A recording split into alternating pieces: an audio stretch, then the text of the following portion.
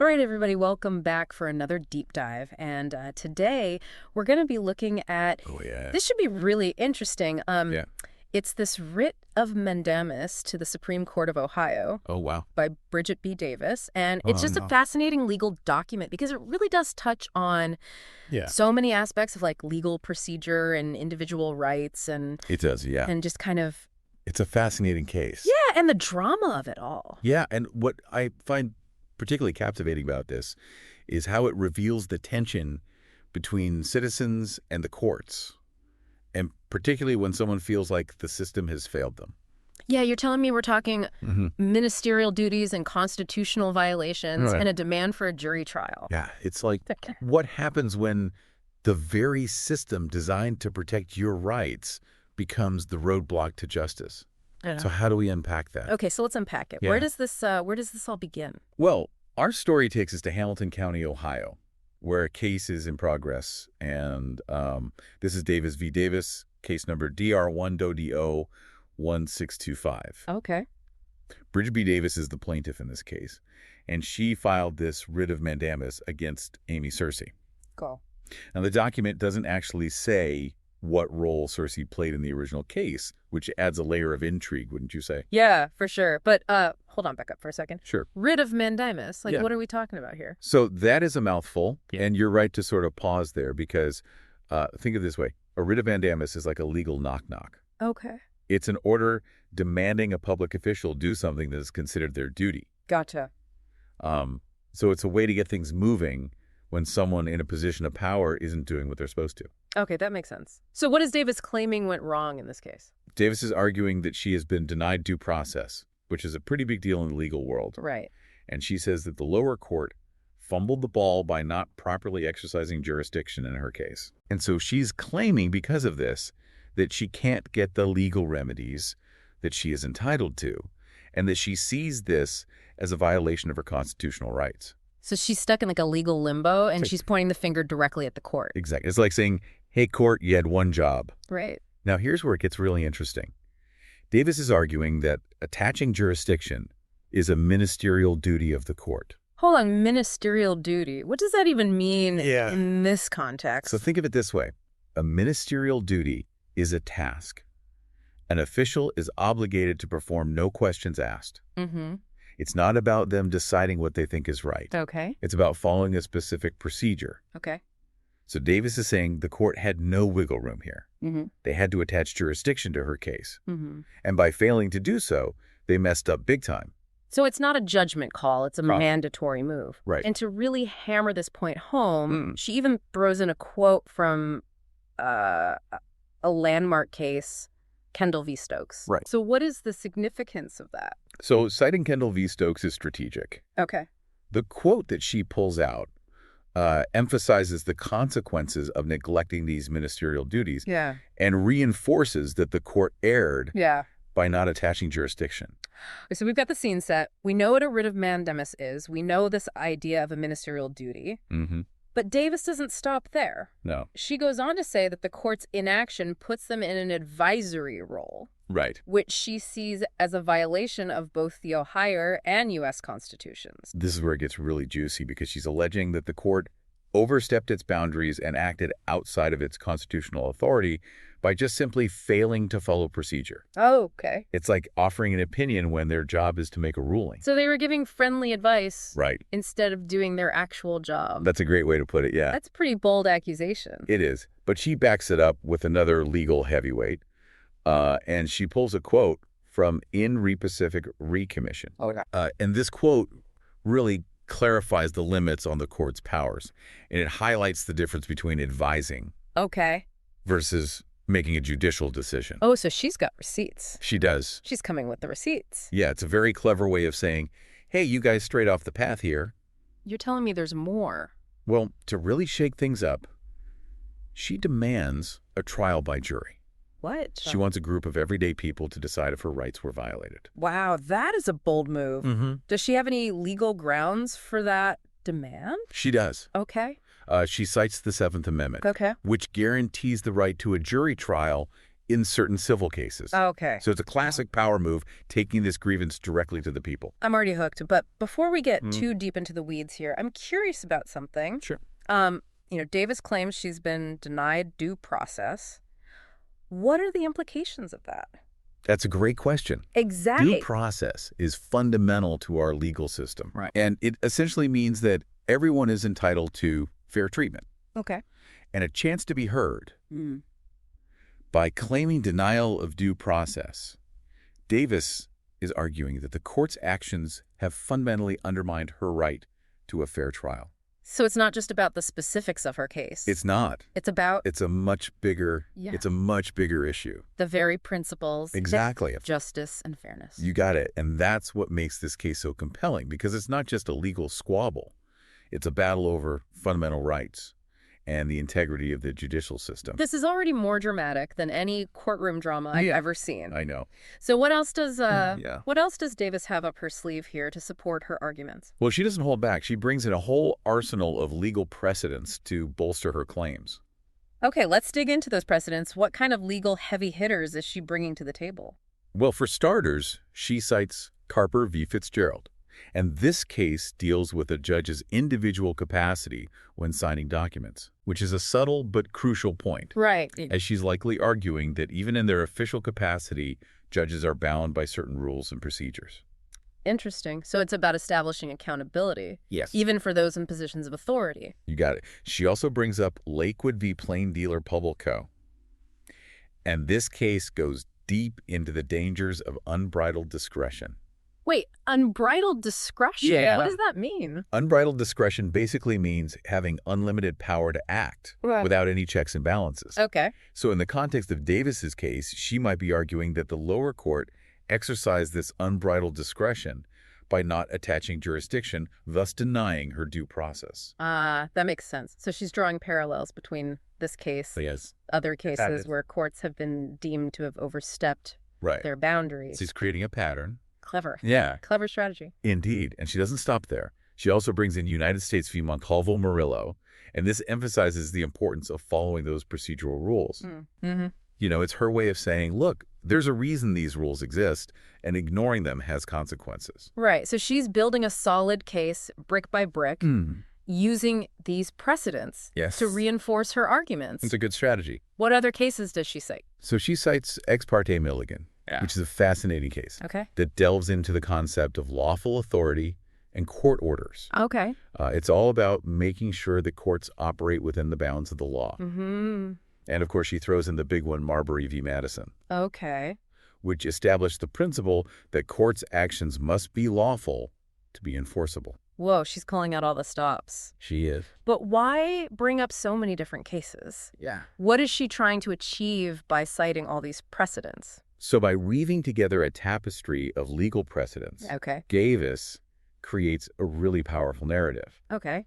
And she's showing that her case isn't an isolated incident, but rather it's part of a larger pattern of judicial overreach. So it's like she's saying, this isn't just me complaining. Exactly. This is a systemic issue. Exactly. It's a strategic way to add weight and legitimacy to her argument. Wow. Okay. So that brings us to the real question. Yeah, okay. What does Davis actually want from the Supreme Court? Well, her demands are actually pretty straightforward. Okay. First and foremost, she wants the Supreme Court to issue a writ of mandamus, forcing the lower court to properly attach jurisdiction to her case. Okay. Essentially, she wants them to admit their mistake and fix it. So it's like a legal do-over. Exactly. But that's not all. You're sharp. Is it? There's more. There's more to her request. There is. Okay. Davis is also seeking financial compensation. Okay. A whopping $8,450,000 to be exact. Whoa. For losses she claims to have suffered due to the court's actions. Whoa, that is a very specific and hefty sum. It is. What do you make of that number? That's a fantastic observation. Is she just like throwing out a random figure, or is there more to it? Well, we can only speculate. But it's very likely that she didn't just pull that number out of thin air. Right. And remember how we talked about damages being tied to demonstrable losses? Right.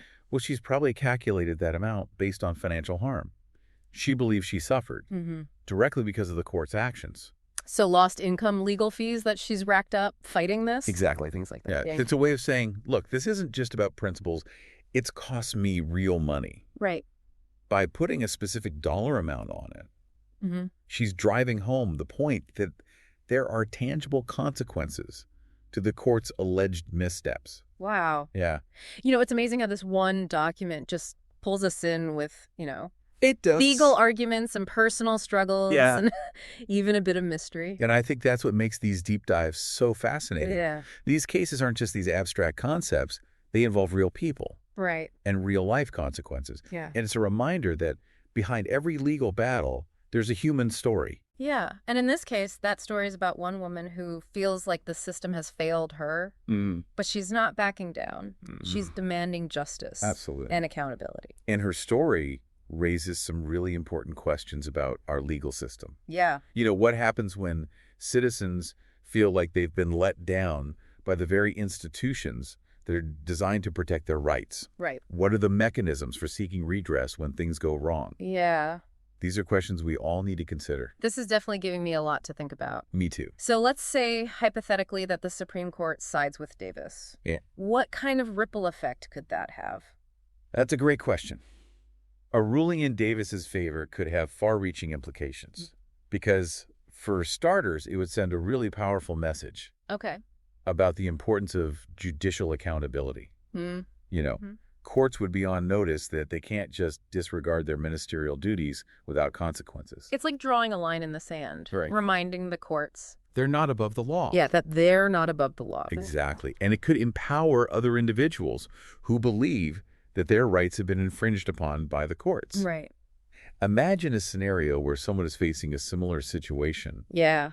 And they see that Davis won her case. Mm-hmm. That could inspire them to stand up for their rights and demand due process. So it could have a ripple effect. It could. Emboldening others to hold the courts accountable. Exactly. But what if the court rules against Davis? Okay. What kind of message would that send? Well, a ruling against Davis could be interpreted as a reinforcement of judicial discretion. Okay. Essentially giving courts more leeway in how they interpret and apply the law. And it might suggest that in certain situations, procedural missteps won't necessarily invalidate a court's actions. So it's like giving them more wiggle room. It is. Wouldn't that make it harder for individuals to challenge the system when they feel that they've been wronged? It's a possibility. But it's important to remember that legal precedents are constantly being challenged and reinterpreted. So a ruling against Davis wouldn't be the final word on the matter. Right. It might just mean that future challenges need to be framed differently. Okay. Perhaps focusing on different legal arguments or strategies. So it's like a constant back and forth. It is. This legal tug of war. A legal tug of war to define the boundaries of power and ensure fairness. That's a great way to put it. Yeah. And that's what makes this case so compelling. I agree. It highlights just the dynamic nature of our legal system and the constant struggle to balance, individual rights with the authority of the courts. Yes. And it reminds us that the law is a living, breathing thing. It's constantly evolving, and it's shaped by the cases that come before it. This deep dive has been so eye-opening. It has. But I have to ask, what about that certificate of service? Yes. And affidavit of truth? Right. What role do those seemingly small details play in all of this? You're right. Those details are more important than they might seem. Okay. And remember how we talked about the theatricality of the courtroom? Yes. Well, these details are like props that add a touch of drama and legal weight to the performance. Okay. I like where you're going with this. So the certificate of service acts as proof that the defendant has been formally notified of the lawsuit. Okay. It's like the legal equivalent of sending a certified letter to ensure that the message can't be ignored. So it's not just about informing them, it's about the record. Establishing a record. A very clear record that the proper steps have been taken. Okay. And then you have the affidavit of truth. Right. Which is Davis's personal stamp of authenticity on this document. It's her way of saying, I stand behind every word in this document. Right. And it just adds that extra layer of personal responsibility. Right. And underscores the gravity of her claims. It humanizes the whole thing. Yes. It's a reminder that behind all the legal jargon, there's a real person fighting for what they believe in. Yeah, it's not just about these abstract legal principles, Right. It's about real people and their lives and the impact that the law has on them. This has been an incredible journey so far. It has. I'm on the edge of my seat wondering what else this case has in store. I know, me too. But before we move on to part 2, Okay. I want to ask you something. Sure. We've talked a lot about Davis. We have. And her arguments. Yeah. But what about the other side? Okay. What might Amy Searcy's defense look like in this situation? That's a great question. And that's something that we will definitely delve into more in part 2. Okay. But just to give you a taste, Searcy's defense could really hinge on challenging Davis's interpretation of ministerial duty and the scope of the court's jurisdiction. Okay. She might argue that the lower court did in fact exercise proper jurisdiction. Okay. Or that the specific actions that Davis is complaining about don't actually fall under the definition of a ministerial duty. So it's like a legal game of tug of war. Exactly. Each side's pulling on these legal concepts, trying to sway the interpretation in their favor. It's fascinating, isn't it, how it is. This seemingly dry legal terminology can become the center. It's a high-stakes game. Of real-life drama. Yeah, with real-world consequences. Yeah, and it's a reminder that the law isn't just some abstract concept. No, it's not. It has real-world consequences that can profoundly impact people's lives. And at the heart of it, it's about ensuring fairness. Yeah. Upholding rights. Yeah. And holding those in power accountable. Speaking of accountability, I'm still curious about that $8,450,000 that Davis is demanding. Yeah. If the court does rule in her favor, what are the chances she'll actually receive that full amount? That's a great question, and it's important to remember that even if the court sides with Davis on the issue of due process, that doesn't automatically guarantee she'll receive the full amount that she requested. Right. The court might agree that she's entitled to some compensation, but could determine that the amount she's asking for is excessive or not adequately supported by evidence of her actual losses. It's like a two-part process. It is. First, the court has to decide if her rights were violated. Right. And then they have to determine the appropriate remedy. Exactly. Yeah. And that second part can get very complex. Yeah. Involving expert testimony, financial records, and lots of legal wrangling. This is making my head spin. I know, it's a lot to unpack. I have so many questions about what might happen next. Yeah. So let's say, for argument's sake, that the court rules in Davis's favor. Okay. On the due process issue, what are some of the potential outcomes in terms of the remedy that she might receive? Okay, let's play out a few scenarios. One possibility is that the court could order the lower court to reevaluate the case, taking into account the due process violation. Okay. This could lead to a new trial or a settlement negotiation. So it's like hitting the reset button, giving Davis another chance. Another bite at the apple. To have her case heard fairly. Yeah. Okay, another possibility. Another possibility is that the court could award Davis a specific amount of monetary damages. Okay. But it might be less than the $8.4 million that she's seeking. Okay. For example, they might decide that only a portion of her claimed losses can be directly attributed to the court's actions. So it's like they're saying, okay, we agree you were wronged. But maybe not to that extent. Maybe not to that extent. Exactly. Okay. It's a way of balancing accountability with fairness. Right. And ensuring that any compensation awarded is reasonable and justifiable. That makes sense, but what if the court decides that Davis's due process rights weren't violated? Okay. What happens then? Well, in that scenario, Davis would likely be back to square one. Okay. With limited options for appeal, and it would be a significant setback for her case and could potentially discourage others from challenging similar judicial actions. So the stakes are incredibly high. They are. This one decision could have ripple effects. Huge ripple effects, potentially. For years to... Yeah, it's a reminder of the immense power that the courts have in shaping our legal landscape and protecting our fundamental rights. Well, I think we've covered just about every angle of this fascinating case. We've dissected the arguments. We've explored the legal precedents. Yeah. We've even ventured into the realm of hypothetical outcomes. We have. It's been a truly illuminating deep dive, wouldn't you say? It's amazing how much we can learn from just one case. I agree. It's like a window into the heart of our legal system. Yes. Revealing this ongoing struggle. Right. To balance power, ensure fairness, and uphold the rights of every citizen. And as we wrap up this first part of our deep dive, I want to leave you with a final thought to ponder. How might cases like this one influence the future of our legal system? Okay. Will they lead to greater transparency and accountability within the courts? Or will they reinforce the need for stronger safeguards to protect individual rights? Mm-hmm. These are questions worth considering as we continue to navigate the ever-evolving landscape of law and justice. It's been a pleasure exploring this legal puzzle with you. Likewise. And we'll be back soon with another deep dive into a fascinating topic. Looking forward to it. Until then, keep those brains engaged and those questions coming. Absolutely. Thanks for joining us. Thank you. As we dig deeper into this writ of mandamus, I'm struck by how strategically Davis uses this whole concept of ministerial duty. Okay.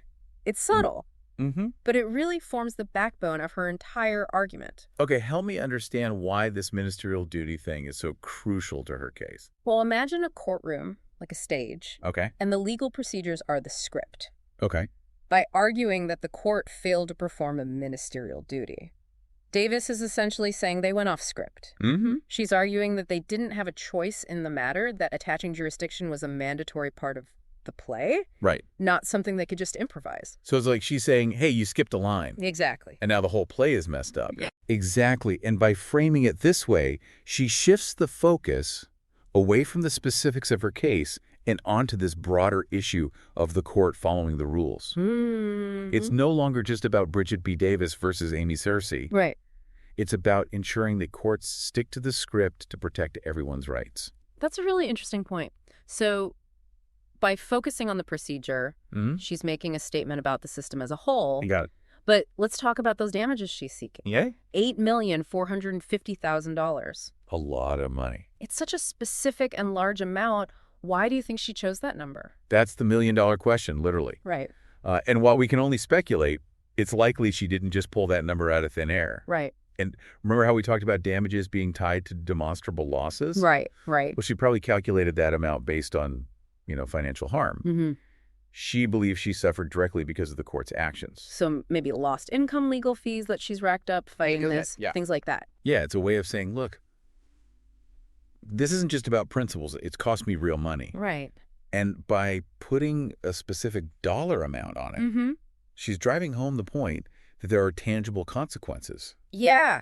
To the court's alleged missteps. It's amazing how this one document just pulls us in with, legal arguments and personal struggles. Yeah. And even a bit of mystery. Right. And that's what makes these deep dives so fascinating. Yeah. These cases aren't just these abstract concepts. They involve real people and real life consequences. It's a reminder that behind every legal battle, there's a human story waiting to be told. Absolutely. And in this case, that story is about one woman who feels like the system has failed her. But she's not backing down. No, she's not. She's demanding justice and accountability. Absolutely. And her story raises some really important questions about our legal system. Yeah. Like what happens when citizens feel like they've been let down by the very institutions designed to protect their rights? Right. What are the mechanisms for seeking redress when things go wrong? Right. These are questions we all need to consider. This has definitely given me a lot to think about. So let's say hypothetically that the Supreme Court sides with Davis. Okay.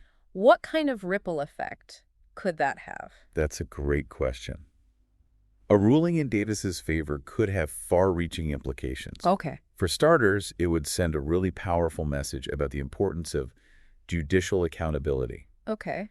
Courts would be on notice that they can't just disregard these ministerial duties without consequences. So it's like drawing a line in the sand. Exactly. Reminding the courts that they're not above the law. They're not above the law themselves. Right. And it could empower other individuals who believe that their rights have been infringed upon by the courts. Right. Imagine a scenario where someone's facing a similar situation. Yeah. They see that Davis won her case. That could inspire them to stand up for their rights. Right. And demand due process. So it could have a ripple effect. It could. Emboldening others to hold the courts accountable. Exactly. But what if the court rules against Davis? Yeah. What kind of message would that send? Well, a ruling against Davis could be interpreted as a reinforcement of judicial discretion. Okay. Essentially giving courts more leeway in how they interpret and apply the law. Okay. And it might suggest that in certain situations, procedural missteps won't necessarily invalidate a court's actions. So it's like giving them more wiggle room. It is. Wouldn't that make it harder for individuals to challenge the system when they feel like they've been wronged? It's a possibility. Okay. But it's important to remember that legal precedents are constantly being challenged and reinterpreted. Right. So a ruling against Davis wouldn't be the final word on the matter. Okay. It might just mean that future challenges need to be framed differently. Okay. Perhaps focusing on different legal arguments or strategies. So it's like this constant back and forth, It is. a legal tug of war to define the boundaries of power and ensure fairness. That's a great way to put it. And that's what makes this case so compelling. It does. Because it highlights just the dynamic nature of our legal system. Yes. And this constant struggle to balance, individual rights with the authority of the courts. Yes. And it reminds us that the law is this living, breathing thing. It's constantly evolving, and it's shaped by the cases that come before it. This deep dive has been so eye-opening. Right. But I have to ask, what about that certificate of service and the affidavit of truth? Right. What role do those seemingly small details play in all this? You're right. Those details are more important than they might seem. Okay.